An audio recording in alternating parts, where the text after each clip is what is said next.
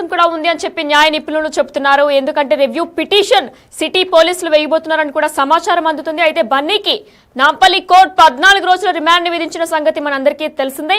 అయితే మధ్యంతర బెయిల్ మీద ఆయన బయటకు వచ్చారు, కానీ మధ్యంతర బెయిల్ రద్దవబోతున్నట్లు కూడా సమాచారం అందుతుంది. దీనికి సంబంధించి మరిన్ని డీటెయిల్స్ మా ప్రతినిధి గణేష్ లైవ్ లో అందిస్తారు. ఎస్ గణేష్, చెప్పండి. మధ్యంతర బెయిల్ రద్దయ్యే అవకాశం కనిపిస్తుందని చెప్పేసి న్యాయ నిపుణులు చెప్తున్నారు. మరి దీనికి సంబంధించి మీ దగ్గర ఏమైనా డీటెయిల్స్ ఉన్నాయా? ఎస్, ఎందుకంటే సంధ్యా థియేటర్లో జరిగిన తొక్కిసలాటలోన రేవతి అనే మహిళ వివాహిత మృతి చెందింది. ఆమె కుమారుడు దాదాపుగా ఒక 13 రోజులుగా ఆసుపత్రిలోన చికిత్స పొందుతున్నాడు. అంటే ఆసుపత్రిలోన ఆయన ప్రాణాపాయ స్థితిలో ఉండి ఇప్పుడు మృత్యుతో పోరాడుతున్నాడు. అంటే టోటల్గా జరుగుతున్న దాంట్లోన అల్లు అర్జున్కి బెయిల్, ఆయనకి జైలు 18 మంది దాంట్లోన రిమాండ్ వేయడానికి దాదాపు 11వ ముద్దాయిగా ఉన్నాడు. ఆయన తీసుకెళ్లారు. తర్వాత నాంపల్లి కోర్టులో ఆయన సంబంధించిన కేసు నడిచింది. 14 రోజుల పాటు రిమాండ్ విధించారు. అంటే ఇక్కడ వరకు ఆ కేసు చాలా ఉత్కంఠ నడిచింది. అల్లు అర్జున్ వచ్చిన తర్వాత ఆ రోజు ఉదయం నుంచి పోలీసులు తీసుకెళ్లడం దగ్గర నుంచి నాంపల్లి కోర్టులో ప్రవేశపెట్టడం, కింది కోర్టులో ప్రవేశపెట్టిన తర్వాత ఆయనకి జైలు శిక్ష ఖచ్చితంగా ఉంటుందనేది 14 రోజుల పాటు రిమాండ్ విధించారు. కానీ ఇంతలోనే అంటే పూర్తిగా గడిచిన మధ్యాహ్నం లంచ్ మోషన్ పిటిషన్ దాఖలు చేశారు అత్యవసరంగా. కానీ లంచ్ మోషన్ 12 గంటల నుంచి 2 గంటల లోపల జరగాల్సింది. సాయంత్రం వరకు లంచ్ మోషన్ పిటిషన్ నడిచింది. దానిపైన ఇంట్రీమ్ బెయిల్, ఏదైతే మధ్యంతరంగా కూడా ఇంట్రీమ్ బెయిల్ పిటిషన్ అయితే హైకోర్టులో మూవ్ చేశారు. బెయిల్ వచ్చింది. కానీ ఏదైతే బెయిల్కి సంబంధించిన ఆ కోర్టు జైలుకి సంబంధించిన ఆ పిటిషన్ వాళ్ళకి ఆ పత్రాలని వెళ్లాల్సిన దాంట్లో కొంత ఆలస్యం జరగడంతో ఆయన ఆ రోజు రాత్రి అంతా ఉండి ఉదయం పూట రిలీజ్ అయ్యారు. అంటే ఇక్కడ వరకు జరిగిన దానిపైన పూర్తిగా అనేక మంది నిరసన వ్యక్తం చేశారు. అంటే ఇంత తక్కువ సమయంలో, అంటే ఒక కేసులో ఆ రోజు ఉదయం అరెస్ట్ చేసిన తర్వాత ఆయన నాంపల్లి కోర్టుకి తరలించిన తర్వాత కోర్టులోన ఆయనకి 14 రోజులు రిమాండ్ విధించిన తర్వాత అప్పటికప్పుడు హైకోర్టులో ఇంట్రీమ్ బెయిల్ పిటిషన్ వేయడం ఏంటి, ఆయనకి బెయిల్ మంజూరు కావడం ఏంటి, జైలుకి కొంత ఏదో ఇన్ టైంలో వెళ్ళలేకపోయినా సరిపోయింది కాబట్టి, లేకపోతే ఆయన అప్పటికప్పుడే బయటకు వచ్చే పరిస్థితులు అనేవి ఖచ్చితంగా ఉండేవి.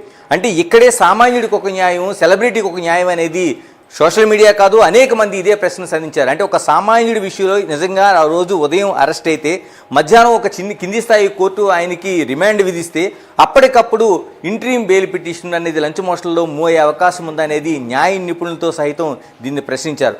మరోవైపు ఇప్పటివరకు ఆ కేసులో 18 మంది ముద్దాయిలు అనుకుంటూ 11వ ముద్దాయిగా A11గా అల్లు అర్జున్ పెట్టారు. అల్లు అర్జున్ పెట్టిన తర్వాత ఆయన ఇప్పటివరకు కూడా స్క్వాష్ పిటిషన్ వేశారు. అంటే బెయిల్కి సంబంధించిన తనని నాట్ టు అరెస్ట్ అని కానీ లేకపోతే తనను అరెస్ట్ చేయొద్దన్న పిటిషన్ కానీ ఎక్కడా కూడా ఆయన ఎక్కడ వేసుకోలేదు.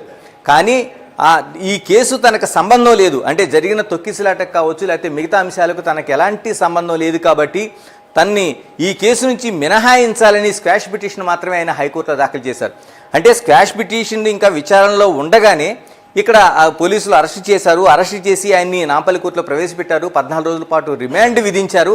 ఆ తర్వాత ఆకస్మికంగా ఇంట్రీమ్ బెయిల్ కోసం హైకోర్టులో ఎలా మూవ్ చేశారనేది ఇప్పుడు న్యాయ నిపుణులకి అతిపెద్ద సవాల్గా ఆ రోజున నిలిచిన తర్వాత దానికి ఇప్పుడు అనేక తర్జన భర్జన జరిగిన తర్వాత ఈ రోజు వరకు కూడా ఆయన ఆ రోజు 12 గంటల్లో మొత్తం అరెస్టు, రిమాండు, తర్వాత ఇంట్రీమ్ బెయిల్, తర్వాత జైలు నుంచి బయటకు వచ్చాడు అనేది 12 గంటల పాటు ఒక చక్రం తిరిగినట్టుగా వచ్చింది. అంటే సినిమాల్లో మనం చూస్తున్న ఘటనలాగా 2.5 గంటల సినిమాలో 3 గంటల సినిమాల్లోనూ ఒక హీరోకి సంబంధించిన కేసు, తర్వాత జైలు, బయటికి రావడం, బెయిల్స్ అన్నీ ఒకసారి జరిగిపోతాయి.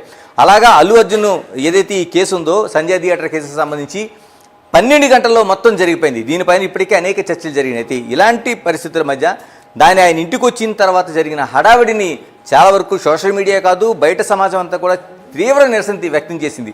అంటే ఏం సాధించారని, అల్లు అర్జున్ ఏం సాధించారో ఆయన ఇంటికి వచ్చిన తర్వాత అనేక మంది సెలబ్రిటీలు, అంటే చిరంజీవి కావచ్చు, నాగబాబు కావచ్చు, లేకపోతే సురేఖ వాళ్ళ మేనత్త కావచ్చు, వీళ్ళందరికీ కుటుంబ సమస్య కాబట్టి కుటుంబంలో ఒక వ్యక్తి అరెస్ట్ అయిన తర్వాత వాళ్ళకి సానుభూతి ఉంటుంది.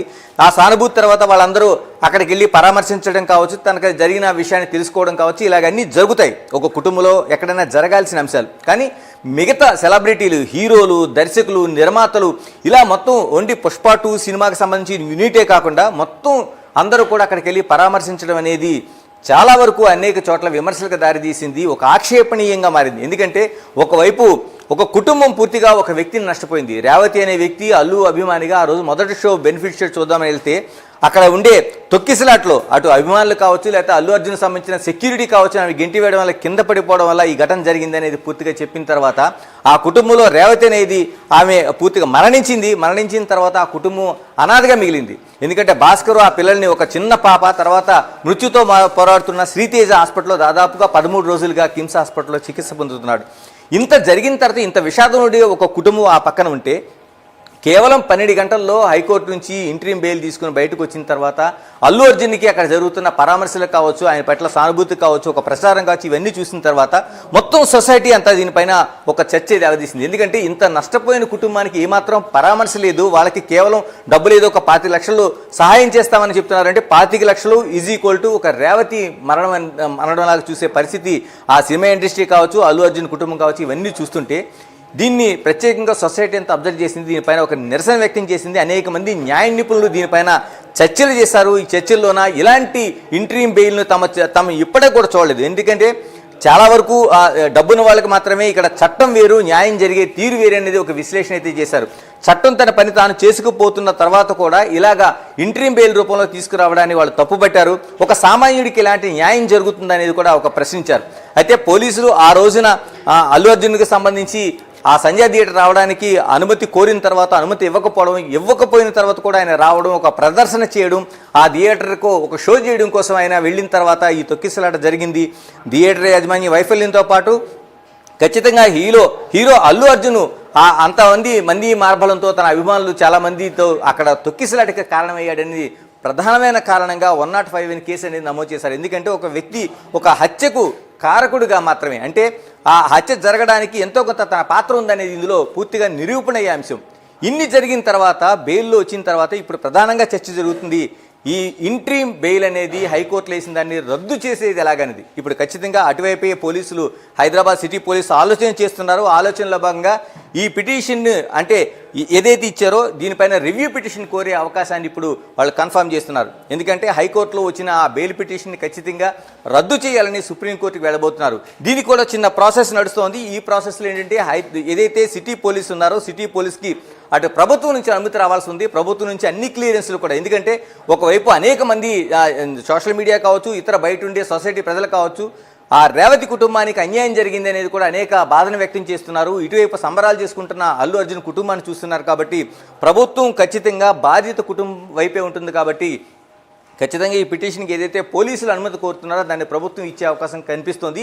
ఇందులో భాగంగానే ఈ 2 రోజుల్లో కూడా ఏదైతే రివ్యూ పిటిషన్ కోరబోతున్నారు, మధ్యంతరంగా ఇచ్చిన ఈ ఇంట్రీమ్ హైకోర్టు బెయిల్ ఆర్డర్ని రద్దు చేయాలని హైదరాబాద్ పోలీసులు వెళ్ళబోతున్నారు. ఇది కానీ వెళ్తే ఖచ్చితంగా ఈ బెయిల్ పిటిషన్ క్యాన్సిల్ అవుతుంది. అల్లు అర్జున్ని తిరిగి జైలుకి తీసుకెళ్లే అవకాశము ఏ క్షణంలోనే జరిగే అవకాశం ఉంది.